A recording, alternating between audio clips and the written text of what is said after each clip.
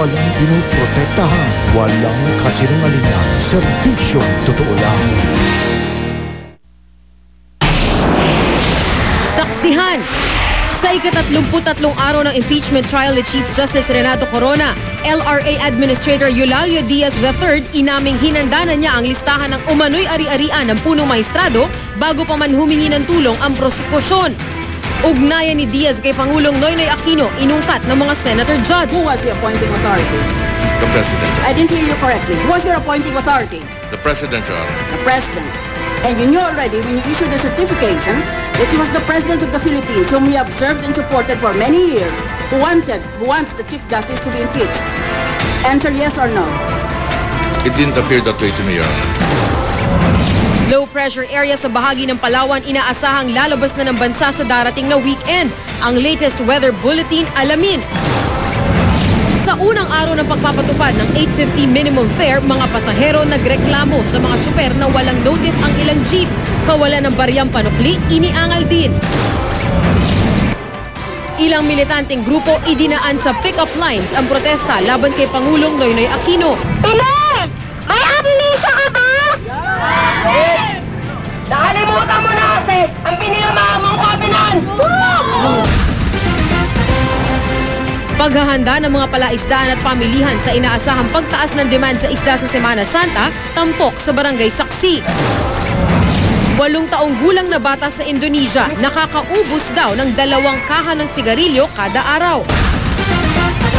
At sa sports Saksi, OFW isa sa mga napiling torchbearer sa 2012 London Olympics.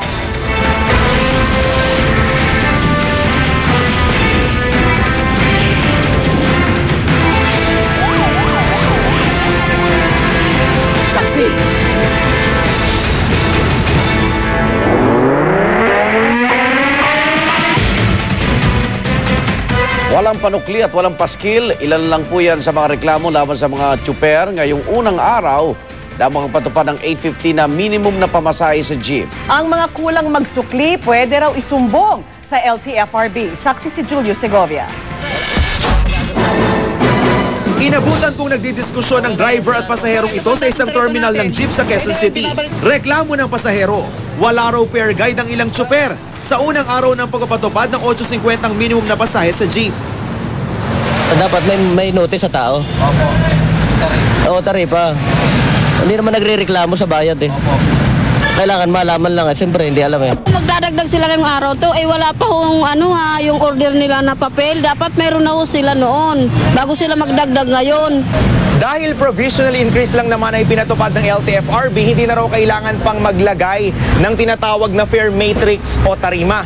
Gayunman ayon sa board, kailangan daw magpaskel ng mga tsuper nitong order mula mismo sa kanila o hindi naman kaya kahit yung simpleng ganitong notice. Ito raw yung patunay na epektibo na ngayong araw yung taas pasahe para maiwasan na rin daw ang diskusyon sa mga pasahero. Dahil required po yung notice, may karapatan po yung pasahero na hindi magbayad ng sang-ayon doon sa increased rate dahil walang notice. Pero higit pa riyan ang reklamo ng ilang pasahero na hindi raw nasuklian ng magbayad ng buong 9 piso. Wala raw kasing barya ang ilang driver. Dapat may naka-ready silang barya, di ba? Para makuha nila yung hinihingi nila. Pero magdagdag central bank ng tig-25, kakapusin mga jeepney driver. Oh, siya nga, di nasukli ng 50. Mas pahirapan naman daw ang suklian para sa mga senior citizen at estudyante na 6 na piso at 80 sentimo ang discounted na pasahe. Bibihira po yun eh. Yung 10 centavos, bibihira po. Kaya nangyayari po, naging 7 po yung para sa estudyante at saka sa senior citizen. Pero ayon sa LTFRB, pwede raw itong ireklamo. Pag hindi po nagbigay ng sukli, parang overcharging yan. Nagsingil ka ng pasaheng sobra doon sa allowed. So, violation po yan. May sanction po yan. Dahil apektado rin ang serye ng OPH, pinamamadali na ng mga bus at taxi operators sa LTFRB ang nakabinbin nilang petisyon para sa dagdag pasahe.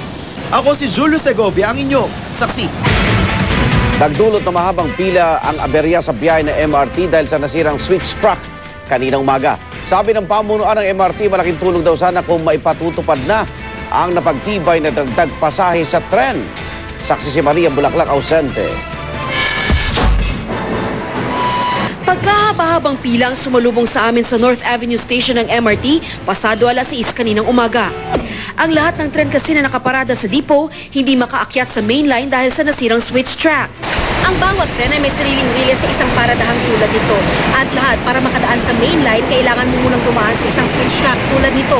Pero kapag nagka-aberya sa lugar na ito, maaaring mapurnada ang operasyon at hindi na nga rin makakalabas sa paradahan ang mga tren. Na-delay yung kanilang pag-akyat sa linya kasi naghanap tayo ng paraan para may madaanan na iba itong mga nakaparadang tren. Ang problema nun, dagsa naman na tayo ng tao. Sa kabila ng delay, marami pa rin pasaherong naghintay hanggang sa maayos ang problema 7:23 ng umaga. Hintayin niyo pa rin. Ang ganitong aberya, tiniyak ng MRT na maiiwasan daw ng maintenance. Gaya ng ikakasa kapag nagtigil operasyon ng MRT, gayon din ang LRT ngayong Semana Santa. Pero ang arawang problema ng siksikan, dagdag na mga tren daw talaga ang solusyon. 20 lang kasi ang tren ng MRT. Kaya prioridad daw ngayon ng Department of Transportation and Communications ang pagdadagdag ng 5 pa. Tingin ng pamunuan ng MRT, malaking tulong daw sana ang naaprubahan na pero hindi pa ipinatutupad na dagdag pasahe sa mga tren. Hanggang ngayon kasi umiiral pa rin ang moratorium sa fare increase matapos tutulan ng ilang grupo noong nakaraang taon. Definitely hindi naman ura-urada yan kasi dadaan ng tamang publikasyon yan, tamang announcement. Ako si Maria Bulaklak ausente, ang inyong saksi. At sa gitna ng serye ng oil price hike at pagtaas ng pamasahe, sumugod ang ilang militanteng grupo sa Kamara para ipanawagan ang 125 peso legislated wage hike. Saksi si Maki Pulido. Gigil na nangalampag ang mga miyembro ng Kilusang Mayo 1 sa Batasan Pambansa. Bakasyon na kasi uli bukas ang mga kongresista pero hindi pa rin umuusad ang mahigit 1 dekada ng panukalang pagsasabatas sa 125 peso across the board wage hike. Patuloy naman na ina-atake ang kabuhayan ng manggagawat sambayanan. Ayon kay House Committee on Labor Chairman Representative Emil Ong, sakali mang may habol bago ang 2013 elections, baka raw sa pinakamahihirap na probinsya lang ito may patupad at mas mababa na ang dagdag sahod sa ibang lugar. In Metro Manila, I would agree na yung 125 above the board increase could really come up with something like 500 plus na dito. Pero sa probinsya, considering na 200 plus pa lang ang minimum wage, 125 is nothing. Tinutulan na rin ito ng Malacanang.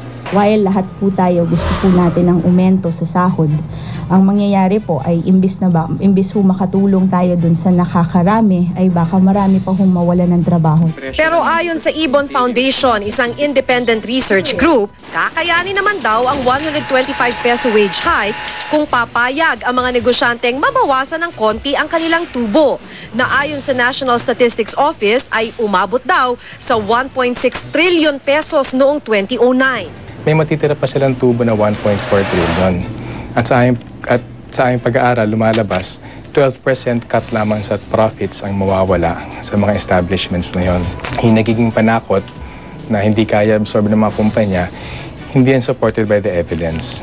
Pero para sa minimum wage earner na si Jessica Ramos, ang itinutulak na aumento hindi raw sapat para kahit papano'y pagpahingahin ang kanyang bulsa. Ang Meralco pa lang po, di ba magkano na po yung Meralco? Halos 2,000 na po sa isang buwan. Tapos yung tubig pa po, mga 500. Tapos iba pa po yung budget sa araw-araw sa bahay. May hiwalay ring petisyon na 90 peso minimum wage hike ang TUCP sa Metro Manila, Central Luzon at ilang bahagi ng Southern Luzon. Ako si Maki Pulido, ang inyong saksi.